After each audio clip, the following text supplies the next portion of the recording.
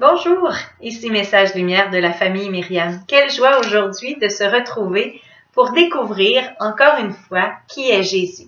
C'est une aventure palpitante. Aujourd'hui, nous sommes avec l'Évangile de Saint Marc et l'épisode de la tempête apaisée. Veux-tu, on va aller voir ensemble qu'est-ce qu'on va découvrir.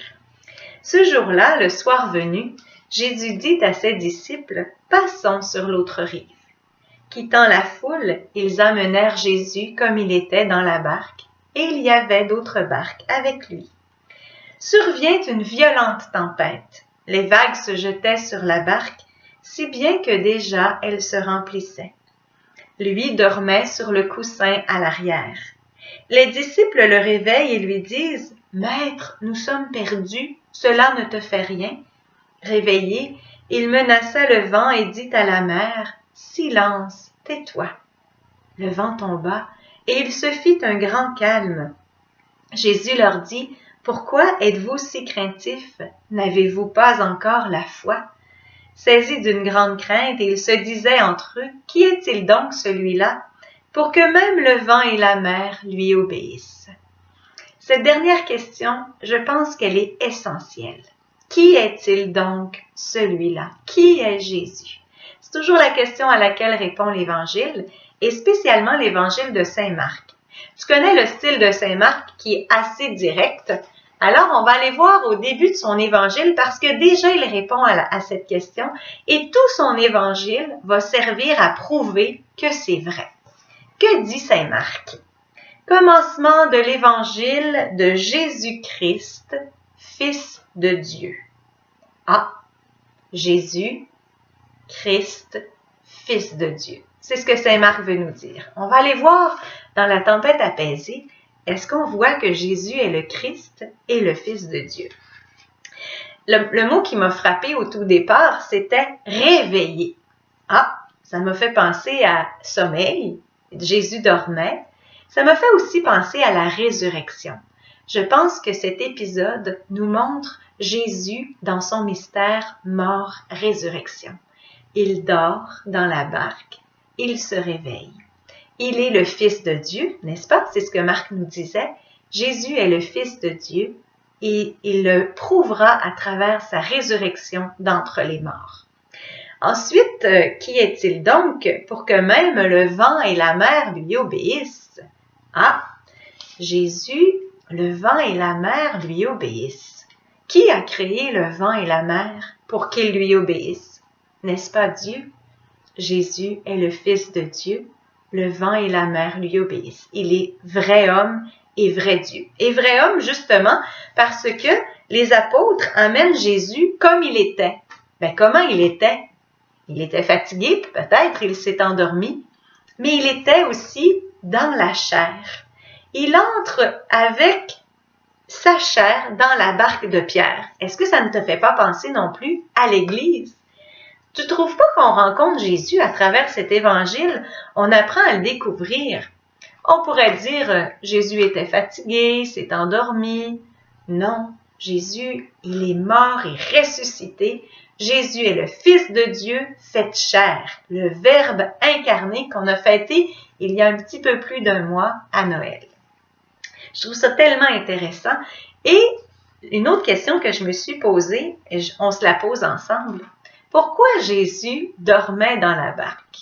J'ai déjà vu un petit extrait, c'est un film de Saint-Luc, sur l'évangile de Saint-Luc, puis Jésus dormait dans la barque, mais la barque était vraiment petite, c'était impossible que Jésus dorme là-dedans. C'était vraiment pas possible. Je connais pas la grandeur du bateau de Saint-Pierre, s'il était grand, petit ou moyen, mais ce que je sais, c'est que je me suis demandé pourquoi Jésus avait dormi. Alors je me suis dit ceci, peut-être que ça t'arrive aussi. Est-ce que ça se pourrait des fois qu'on dise à Jésus, je m'occupe de mes affaires, occupe-toi des tiennes. T'as pas besoin de t'en occuper, là. Moi, je sais qu'est-ce que j'ai besoin. Moi, je le sais, Seigneur, là. Faudrait que tu m'écoutes un peu, là. Puis là, j'ai l'impression qu'il m'écoute pas parce qu'il fait pas ma volonté. Alors, il dort dans la barque.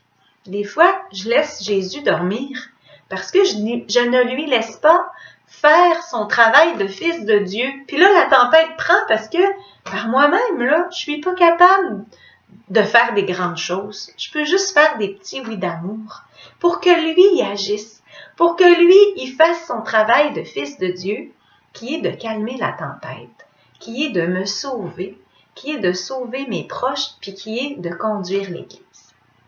Alors aujourd'hui, je trouve qu'on est invité à travers cet évangile à l'humilité, à laisser passer Jésus devant nous, à lui donner la première place, à le consulter aussi pour savoir que ferais-tu à ma place, Jésus? Est-ce que tu voudrais m'aider à manier ma barque? Est-ce que tu pourrais aller à la direction de ma barque, s'il te plaît, Jésus? Je te laisse faire, je te laisse conduire, je m'abandonne à toi. C'est toi le Fils de Dieu, et moi, je te suis, je marche dans tes pas. Il me semble qu'on va recevoir la paix du cœur et que toutes les petites tempêtes qui pourraient nous assaillir, il va y avoir le silence et la paix. C'est ce que je te souhaite durant cette journée et soyons heureux de laisser Jésus manœuvrer la barque avec nous. Ne le laissons pas dormir. Je te souhaite une belle journée. Au revoir et à demain.